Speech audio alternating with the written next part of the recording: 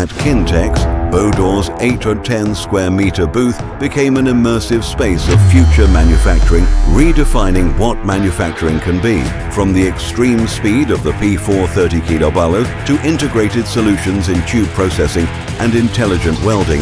Bodor showcased a complete ecosystem for the future of metal fabrication. The debut of iBend brought cutting, welding and bending into one unified workflow, marking a critical step to full process leadership. With dozens of on-site orders, the market has spoken for itself. During the exhibition, the booth welcomed distinguished guests, including the mayor, who showed strong interest in Bodor's technologies. Bodor was also featured by the Korea Industry Daily, bringing its vision of smart manufacturing to a broader industry audience. In Korea and beyond, Bodor continues to drive the industry forward through innovation and localized commitment. Bodor, dare to dream.